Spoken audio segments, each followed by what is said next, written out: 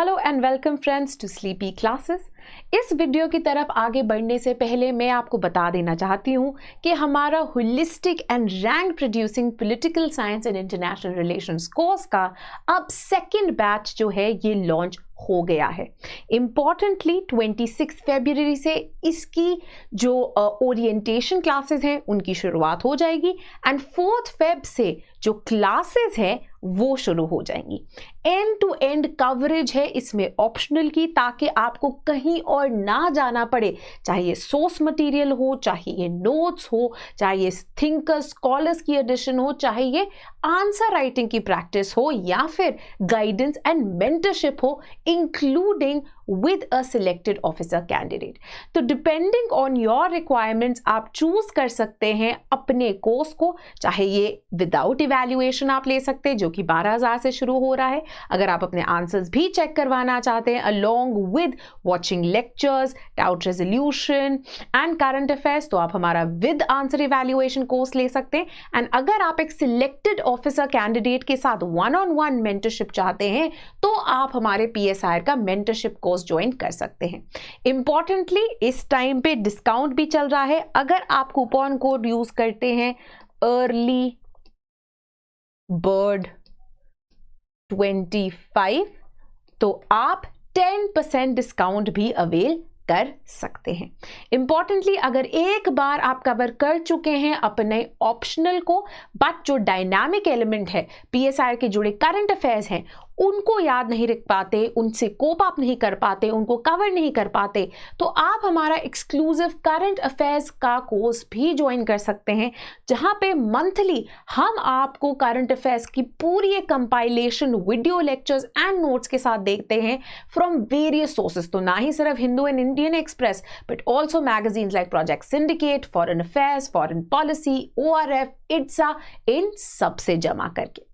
अब last but not the least, very importantly हमारी एक बिगिनर्स वर्कशॉप, अगर आप UPSC 2025 के लिए PSIR ऑप्शनल चुन चुके हैं एंड इसकी तैयारी करना चाहते हैं, रिगार्डलेस ऑफ वेदर आप कोचिंग ज्वाइन करना चाहते हैं या खुद करना चाहते हैं, हम एक लाइव बिगिनर्स वर्कशॉप कंडक्ट कर रहे हैं 2 मार्च को।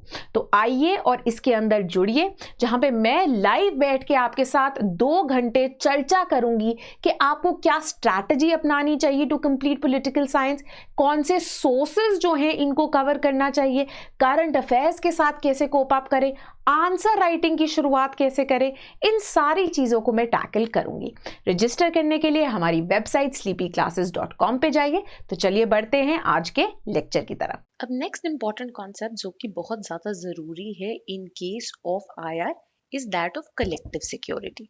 अगेन कलेक्टिव सिक्योरिटी एक ऐसा कॉन्सेप्ट है जो कि रीसेंट ईयर्स के अंदर बहुत बार इन वेरियस सिचुएशंस यूज किया गया है। As the name itself suggest, collective security का आइडिया क्या है कि हर किसी को एक सिक्योर इन्वायरमेंट इंश्योर करने की जरूरत। एंड फॉलोइंग द आइडियाज जो कि लिबरल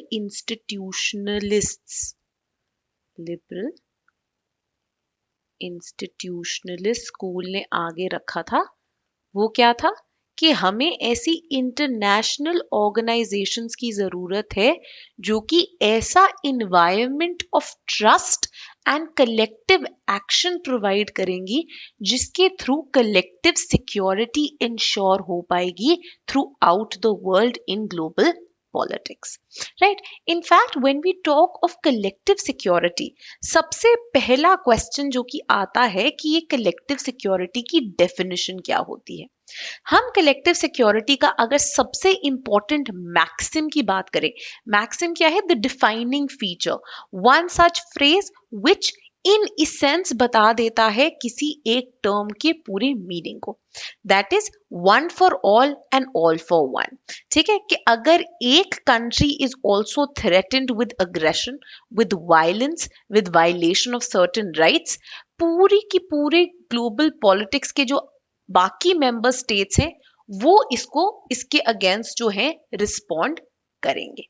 ठीक है, सो कलेक्टिव सिक्योरिटी एक ऐसी थ्योरी या प्रैक्टिस है जहां पे स्टेट्स प्लेज करते हैं, they promise to defend one another so as to deter मतलब एक तरह से रोक देना अग्रेशन को, या फिर if there is another state और नॉन स्टेट एक्टर जो कि ट्रांसग्रेस कर रहा है, जो कि अग्रेशन कर रहा है, जो कि वायलेंस कर रहा है, उनको पनिश करना, सो दैट इंटरनेशनल ऑर्डर जो है मेंटेन करके रखा जा सके।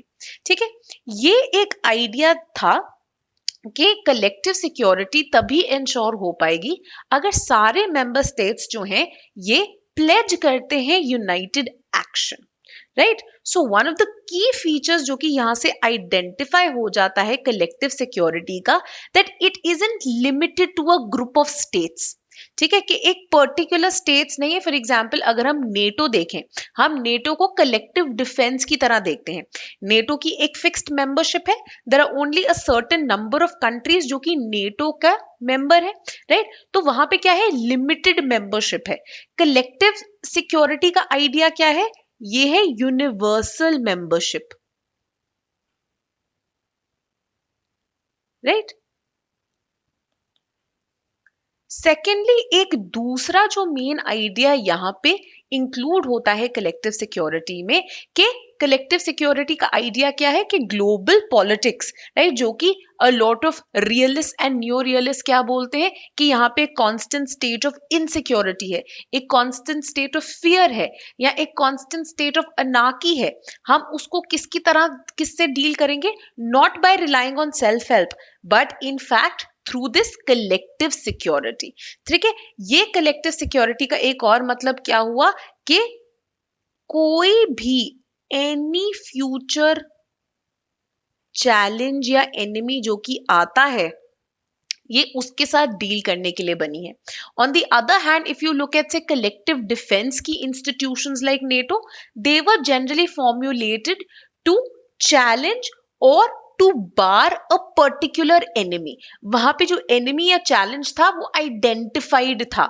इन कलेक्टिव सिक्योरिटी जो एनिमी या चैलेंज है वो आइडेंटिफाइड नहीं होता है, because there can be multiple challenges, right. तो for example today an aggressor might be a neighbouring state, tomorrow the aggressor might be a terrorist organisation, right. So आपकी aggression change होते रहते हैं, आपकी जो इनसिक्योरिटीज के रीजन है वो चेंज होते रहते हैं स्टेट्स के लिए, राइट। जो वायलेंट इंस्टीट्यूशंस है वो चेंज होते रहते हैं। तो वो एक कोई डिफाइंड एनिमी नहीं है, unlike say collective defence organisations like NATO, जहां पे एक डेफिनेटिव एनिमी था, right. NATO came up as a security pact against communism, to stop the onslaught of communism. तो एक वेल आइडेंटिफाइड एनिमी था in the form of the Soviet Union and उसका bloc, right. Unlike well identified enemy, यहाँ पे collective security का idea क्या है, that whatever challenges might arise, right, defined और नॉट, हम उनको इकट्ठे मिलके जो है उनका सामना करेंगे। Now when we talk about collective security and किस तरह से ये सक्सेसफुली इंप्लीमेंट हो सकती है, हम कहते हैं कि ये तीन मेन कंडीशंस पे जो है डिपेंड करती है। पहली चीज, स्टेट्स जो है रफली इक्वल इन पावर होने चाहिए, राइट। कोई एक प्रिपॉन्डरेंट या हेजिमन स्टेट नहीं होना चाहिए। अब ये क्यों, क्योंकि अगर एक हेजिमन स्टेट है तो what if it drives to do as it pleases, right. आप क्या कर लोगे उसके against, right, you won't be able to do anything. अगर आपकी जो पावर है बाकी स्टेट्स की is much much less than the hegemonic state. Secondly, सारे के सारे स्टेट्स जो हैं should be willing to bear both the cost and responsibility of defending one another, right. So you can से अरे नहीं नहीं नहीं, you know you have much more economic development, you are better suited। हमारे तो ना आजकल ये एक नेचुरल डिजास्टर आया था या फिर हमारी जीडीपी हमको अलाउ नहीं करती, so you protect me if I am attacked, but if you happen to be attacked I can't be contributing in any way, right. तो इस तरह का जो एटीट्यूड है वो नहीं चलता।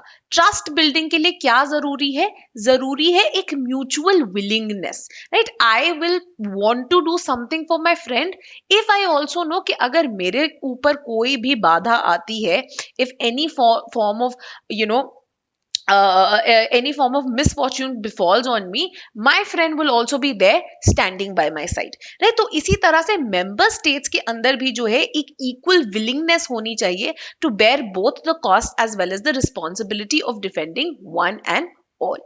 Thirdly and very importantly, right, जैसे कि हमने पहले ही कहा, स्टेट्स ये सब इकट्ठे नहीं कर पाते।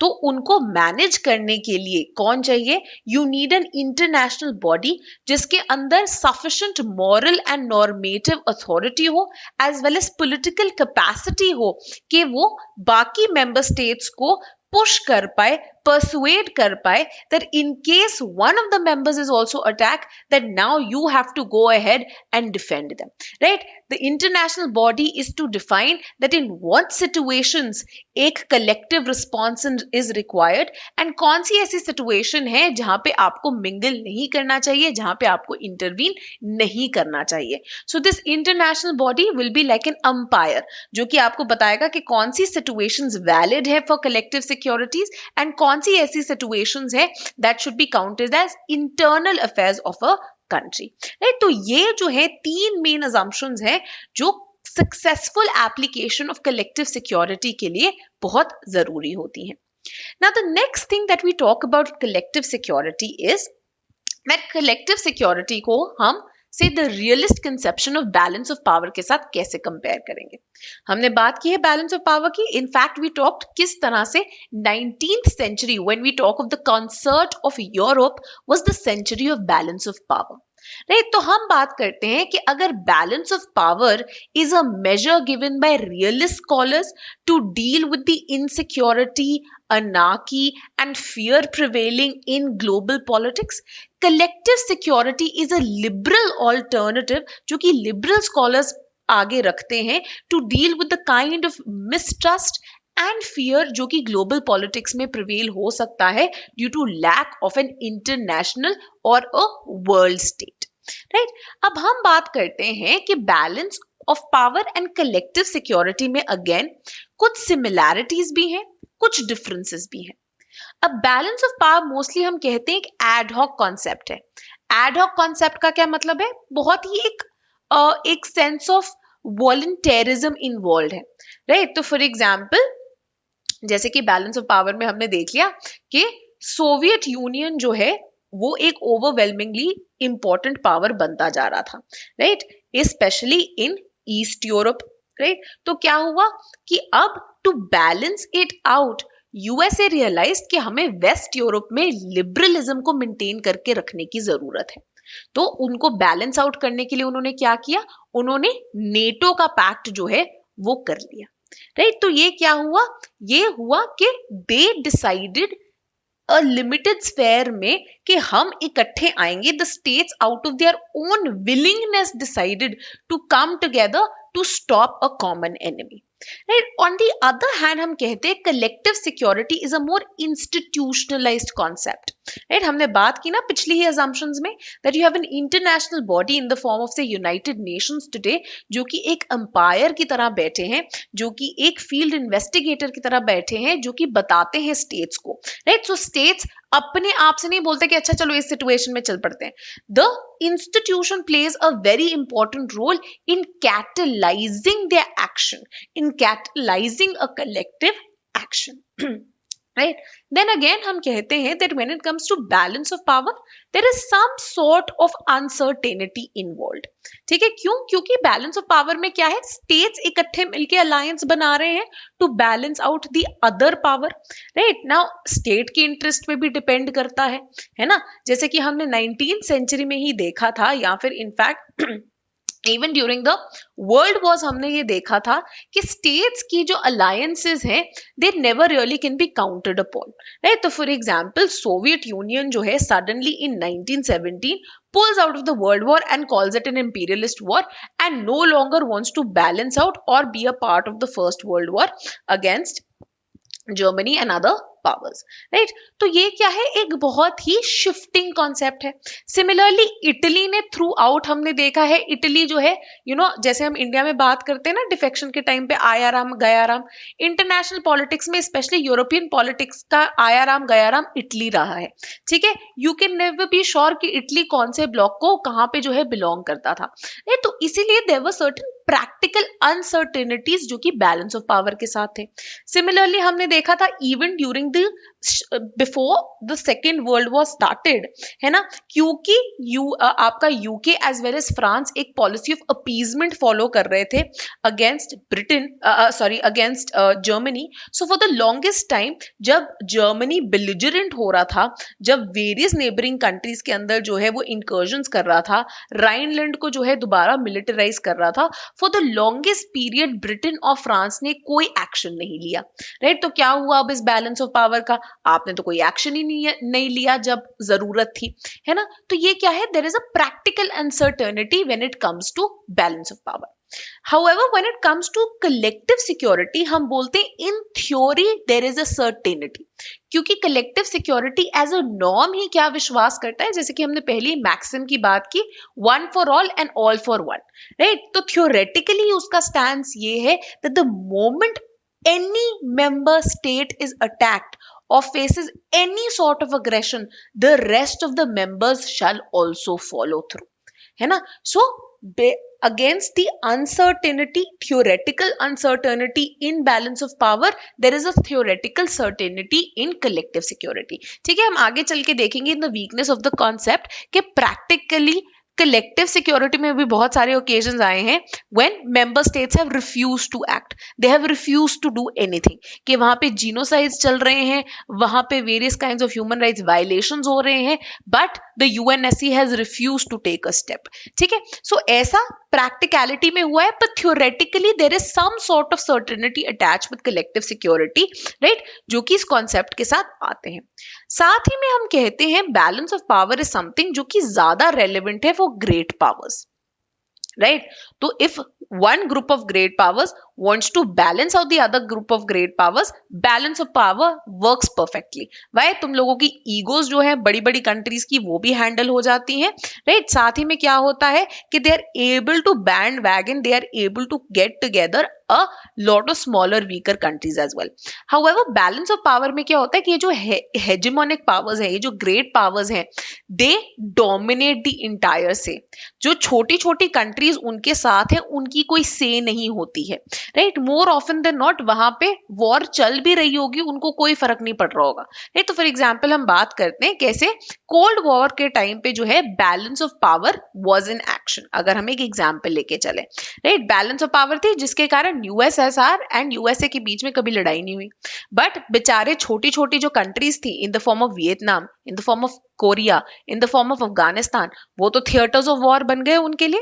राइट, तो इट वाज ऑलमोस्ट लाइक कि ये बड़ी कंट्रीज को जो है ग्रेट पावर्स को अपने में जंग नहीं करनी थी, बट ऑलमोस्ट एक वीडियो गेम टाइप जंग इन्होंने चलाई हुई थी इन सारी छोटी कंट्रीज में. Why? Because these poor and smaller countries had no say whatsoever.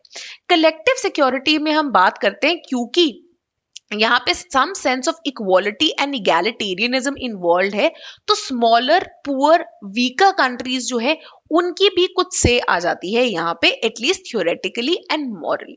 ठीक है, साथ ही में वेरी इंपॉर्टेंटली हम बात करते हैं कि किस तरह से बैलेंस ऑफ पावर में ना कंटिन्यूस आर्म्स रेस चल रही होती है.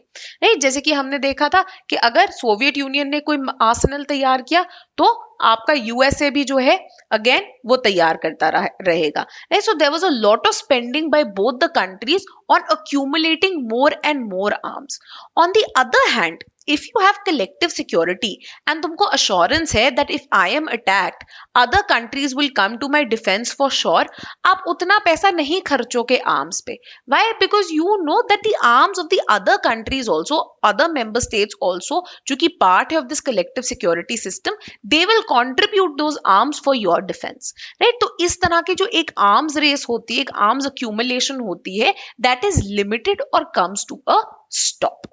ठीक है, एंड वेरी इंपॉर्टेंटली जहां पे बैलेंस ऑफ पावर मोर और लेस अलायंसेस पे डिपेंड करता है, तो हमने थ्रू आउट हिस्ट्री देखा है various kinds of alliances coming into being. Right, Europe की अगर हम बात करें during the first World war, during the Second World war, axis versus allied powers. Right, cold war की बात करें, वॉर्सो वर्सेस नेटो. राइट, तो ये क्या है, ये अलायंसेस बन जाती है, स्पेसिफिक अलायंसेस बन जाती है. On the other hand collective security alliances पे डिपेंडेंट नहीं होता, बल्कि इंटरनेशनल ऑर्गेनाइजेशंस और इनकी मेंबरशिप जो है उसके थ्रू ये आगे बढ़ता है. ठीक है, तो ये जो है कुछ चीफ डिफरेंसेस हैं. However, at the same time, हम कई बार ये भी मानते हैं, जो कि हम देखेंगे कलेक्टिव सिक्योरिटी की वीकनेसेस में भी, कि कई लोगों ने बोला है दैट कलेक्टिव सिक्योरिटी भी is a form of balance of power ही, right. There will always be certain outside power जो कि उल्लंघन कर रही है कुछ नॉर्म्स का, जिसको आप बैलेंस आउट करने की कोशिश कर रहे हो, right. So there is some sort of connect both between collective security as well as balance of power despite certain differences as well. ठीक है, इन चीजों को बहुत बार पॉइंट आउट किया जाता है. अब when we talk about collective security, जैसे कि हमने बात की कि कंटेम्पररी ग्लोबल पॉलिटिक्स में कलेक्टिव सिक्योरिटी का एग्जाम्पल हमें एक तरह से यूएन के अंदर देखने को मिलता है, specially by the steps taken through the UN Security council, right, जो कि चार्टर में मेंशन्ड है, राइट. तो जो आपका चैप्टर 7 है उसके अंदर रिस्पॉन्सिबिलिटी सौंप दी गई है यूएन को कि आपने पीस एंड सिक्योरिटी जो है इंटरनेशनल रेम की, उसको मेंटेन करके रखना है. Now the question arises, is it the first time कि हमने ऐसे कलेक्टिव सिक्योरिटी के अटेम्प्ट्स देखे हैं दुनिया में? तो the answer is no, right? A resounding no. The first attempt at organizing some form of collective security जो है had come with the formation of League of Nations right after the First World War. Right, one of the greatest liberal internationalists and liberal institutionalists जो कि हमने देखे थे was the former US president जो थे आपके वुड्रो विल्सन, राइट. और इनके जो आइडियाज है जो कि इतना ज्यादा फोकस करते थे on the ability of international organisations, right, उसको हम विल्सोनियज्म जो है कई बार बोल देते हैं. और ये डिफाइंड थे, जैसे कि हमने पहले भी देखे, द 14 पॉइंट एजेंडा जो कि विल्सन ने आगे रखे थे before the US Congress. And in these 14 points, one of the major issues that he had stressed upon was कि आज की दुनिया को, when we have seen a destructive war like World War I, we need some framework of collective security. और ये collective security कैसे possible होगा? If there is a general association of nations. ठीक है, जैसे इंडिया क्या है, एक एसोसिएशन ऑफ स्टेट्स है, वैसे ही we need an international organisation which will be an association of Nations, right. India तो ऑब्वियसली एक यूनियन है, you can't really pull out of it, right. तो आप इमेजिन कीजिए कि a willing voluntary association of states of nation states, right, जो कि एक इंटरनेशनल ऑर्गेनाइजेशन के अंडर है, उसको उन्होंने एनविसेज किया and this finally took the form of League of Nations, right, जो कि पेरिस पीस कॉन्फ्रेंस, जहां पे वॉर के एंडिंग टर्म्स जो है वो भी डिसाइड हो रहे थे, उसके थ्रू ये कलेक्टिव सिक्योरिटी का आइडिया जो है फाइनली बना. एंड लीग ऑफ नेशंस को इमेजिन किया गया कि ये कलेक्टिव सिक्योरिटी जो है प्रोवाइड करेंगे, ये negotiation and peaceful resolution of international disputes को हैंडल करेंगे एंड इसके थ्रू जो है डिसआर्मामेंट भी लाने की कोशिश करेंगे, right. So league of Nations was the first step towards idea conceptualizing at least of the idea of collective security. But जैसे कि हमें पता है, as history has told us, this never really worked out, है ना. 1940 आपके 1939 आते आते ही जो है अगेन बहुत सारे जो है अगेन इश्यूज जो है क्रॉप अप करने लग गए थे and the world was ready for another world war. ठीक है, अब ये इश्यूज क्यों आए, right. Why did the League of Nations fail in providing for collective security? पहला तो जो वीकनेस पॉइंट आउट किया जाता है is the idea that like all things, पहली बार अगर कोई कॉन्सेप्ट उठाया जाता है, there is a huge probability कि वो फेल हो जाएगा, right. Now for 20th century this idea of collective security बहुत ही एक न्यू, बहुत ही एक नॉवल कॉन्सेप्ट था. Balance of power, alliances, bandwagoning were tried and tested things in global politics, but collective security was something which was very very new, right. So because of this teething problems तो आनी ही आनी थी. अब real scholars इसको further criticise करते हैं और वो कहते हैं ये entire idea of League of Nations ही फॉल्स असम्पशंस पे बेस्ड था. तो जिस तरह से classical realist like Carr, Morgenthau, इन सब ने लिबरल इंटरनेशनलिज्म या आपकी जो यूटोपियनिज्म या आइडियलिज्म है उसको क्रिटिसाइज किया था, वही क्रिटिसिज्म जो है लीग ऑफ नेशंस के साथ ही आता है, राइट, ये कहते हैं कि आपकी फाउंडिंग अजम्पशन ही गलत है। आप अज्यूम कर रहे हो that states want international peace and that is why they will adhere to what an international organisation is saying. वो बोलते हैं इंटरनेशनल पीस से कोई लेना देना नहीं है नेशन स्टेट्स का। एक्चुअल में क्या लेना देना है उनका? नेशनल इंटरेस्ट से। They want to accumulate power, they want to pursue national interest, and if the pursuit of that national interest hampers international peace, then be it, right? So that is exactly what had happened, है ना। World war one के भी time पे ये हुआ था, colonial ambitions थे उनके, they wanted more and more power. Similarly Germany and Italy जो है, they felt slighted by the terms of First World war.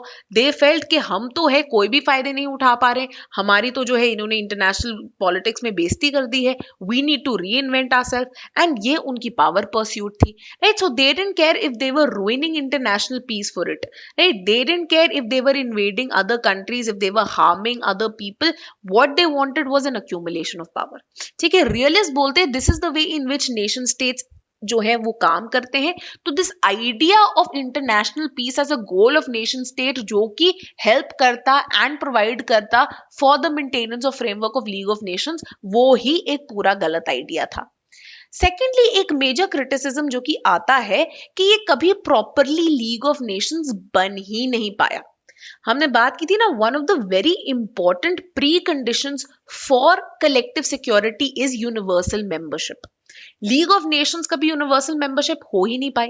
In fact from its very birth, जिन्होंने इमेजिन किया था this idea of League of Nations, that is United States of America, which by that time had become a great power in the world, उन्होंने ही join नहीं किया league of Nations को। ठीक है, तो उन्होंने ज्वाइन ही नहीं किया क्योंकि उस टाइम पे कांग्रेस जो है बहुत ही आइसोलेशनिस्ट स्ट्रैटेजी दोबारा उस पे आ गई थी, US Congress, and they said हम नहीं ग्लोबल पॉलिटिक्स के इन झमेलों में पड़ना चाहते, we want to focus on our growth, we want to focus on our development. ठीक है, again realist will come forward to this कि देखो नेशनल इंटरेस्ट यूएसए का क्या था, अपने ऊपर फोकस करना, अपनी इकोनॉमिक ग्रोथ को बढ़ाना, दूसरों के अफेयर्स में मेडल ना करना तब। ठीक है, तो उन्होंने क्या किया तो कि चाहे आपके ही प्रेसिडेंट ने यह आइडिया आगे रखा था, उन्होंने रेटिफाई नहीं किया एंड कभी उसके मेंबर बने ही नहीं। साथ ही में और जो कंट्रीज इसके मेंबर्स थे, they walked out as and when they desired, right. तो जर्मनी 1926 में ज्वाइन करता है, बट जैसे ही Nazis come to power, they said why should we abide by League of Nations, right. ये तो एक स्टेटस कोस्ट ऑर्गेनाइजेशन है, हम तो स्टेटस को चेंज करना चाहते हैं, हम तो एक रिविजनिस्ट पावर है, हम तो बदला चाहते हैं कि हमारी जो तुम लोगों ने बेइज्जती की है इन दी वर्साई ट्रीटी। ठीक है, तो हम क्या करेंगे, we are walking out of the League of Nations. Similarly Japan ने जैसे ही इन्वेड किया मंचूरिया को, right, and this entire invasion of Manchuria, right, there was a lot of atrocities जो कि कमिट हुए थे यूरोप में during the Holocaust, but not enough attention is paid to the kind of atrocities जो कि Japanese ने की थी in Manchuria, right. Manchuria as well as Korea में भी the kind of wide spread rapes, the kind of killing, the kind of atrocities and tortures that had happened, right। तो 1933 में आपका जो जापान है that also walked out. Similarly Italy भी जो है, राइट, इटली ने जो इथियोपिया था, अब एथियोपिया है, पहले इसको एबिसीनिया बोलते थे, इटली ने इन्वेड किया एबिसीनिया को, राइट। लीग ऑफ नेशंस ने बोला अरे ऐसे आप कैसे कर सकते हो, इटली बोलता है जाओ मैं तुम्हारी बात नहीं मानता, एंड 1936 में दैट आल्सो वॉकड आउट। ठीक है, सोवियत यूनियन जो कि 1933 में एंटर किया था, लीग ऑफ नेशंस ने इस ग्रेट पावर को भी बाहर फेंक दिया। क्यों? क्योंकि उन्होंने फिनलैंड के ऊपर अटैक किया था। ठीक है, सो क्या है का कलेक्टिव एक्शन, आप तो बस लोगों को बाहर फेंकी जा रहे हो, नेशन स्टेट्स को बाहर फेंकी जा रहे हो। So by the end of it, कोई भी जो major a lot of major powers, a lot of great powers were no longer members of League of Nations only. Now because of this reason and for other reasons, एक और जो major issue था was कि league के पास कभी effective power थी ही नहीं। Again ये सिर्फ रिकमेंडेशंस दे सकते थे, कोई बाइंडिंग रेजोल्यूशंस नहीं थे, राइट। साथ ही में रिकमेंडेशंस का भी एक मेजर इशू क्या था, एक और जो मेजर प्रॉब्लम आती है with League of Nations, that all the recommendations had to be unanimous, right. So imagine करो अगर हम प्रेजेंट डे में यूएन के अंदर इमेजिन करें कि अगर 193 मेंबर्स हैं, तो 193 के 193 members have to agree, right. अभी हमारा क्या होता है कि यूएनएससी में परमानेंट 5 है, एंड उन परमानेंट 5 के पास जो है वीटो की पावर है, राइट। लीग ऑफ नेशंस में क्या था कि सारे जो मेंबर स्टेट्स थे सबके पास वीटो की पावर थी, तो उनमें से किसी एक ने भी वीटो कर दिया तो एक्शन जो है नहीं लिया जा सकता था, राइट। सो अगेन ये मेजर प्रॉब्लम था कि 5 में तो आप फिर भी अग्रीमेंट करा लोगे, 193 मेंबर स्टेट्स में कैसे अग्रीमेंट कराओगे, राइट। साथ ही में कोई मैकेनिज्म एग्जिस्ट नहीं करता था कि अगर कोई स्टेट्स उल्लंघन करते हैं पीस का, या फिर अग्रेशन करते हैं, वायलेंस करते हैं, इन्वेड करते हैं, ह्यूमन राइट्स का उल्लंघन करते हैं, व्हाट काइंड ऑफ मिलिट्री और इकोनॉमिक एक्शन जो है उनके अगेंस्ट लिया जाएगा, राइट। तो कोई mechanism for such sanctions, for such punishments, that also did not exist, right. Because of which जो आपका लीग ऑफ नेशंस था that was a massive failure, ठीक है। अब ये फेल हो गया एंड इसका सबसे stark example comes in the form of the breakout of the Second World War, right. अब सेकंड वर्ल्ड वॉर आती है, realist have their heyday, they say see we told you, अब देखो क्या हुआ, ठीक है। अब सेकंड वर्ल्ड वॉर के बाद again we say that now let us learn from our mistakes, let us learn from the failures of League of Nations, and let us try to give birth to a new form of international organization जो कि collective security को ensure कर सके। In fact, a lot of scholars claim that both these bodies, League of Nations and United Nations, were children of their situation.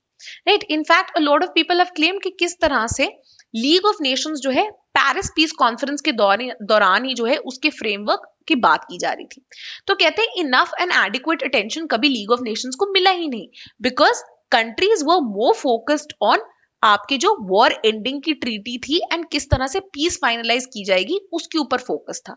On the other hand when you look eight UN के लिए एक completely separate conference जो है organise की गई थी, only to look at कि किस तरह से हमने यूएन को बनाना है, क्या इसका स्ट्रक्चर होना चाहिए, क्या इसकी पावर्स होनी चाहिए, ठीक है।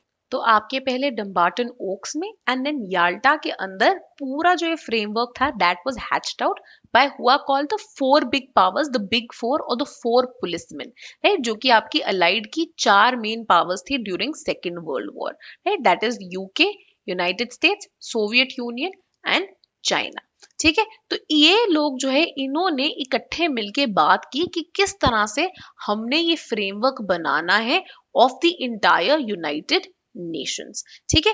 सो ये आइडिया जो है वाज वेरी इंपॉर्टेंट कि कंप्लीट डेडिकेशन जो है वो दी गई थी to the framing of this international organisation, right.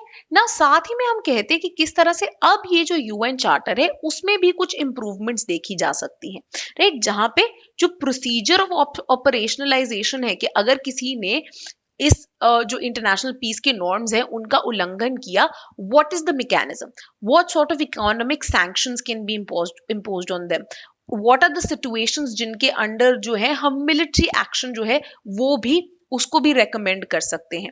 And साथ ही में अनलाइक लीग ऑफ नेशंस जहां पे एक रेकमेंडेशन एंड अप्रूवल चाहिए था जो कि यूनैनिमस होना चाहिए था from each and every member, now you conceptualise the UNSC, ठीक है, द यूएन सिक्योरिटी काउंसिल, जहां पे the big 4 plus France on the insistence of Churchill इनको इंक्लूड किया गया to formulate the permanent 5, right. तो यूनैनिमिटी किन में चाहिए थी, इन परमानेंट 5 मेंबर्स के अंदर चाहिए थी for any sort of action, ठीक है। सो अब यूएन जो है यूएन के साथ जो है स्टार्ट होता है, हम मान सकते हैं the second phase towards developing some sort of collective security,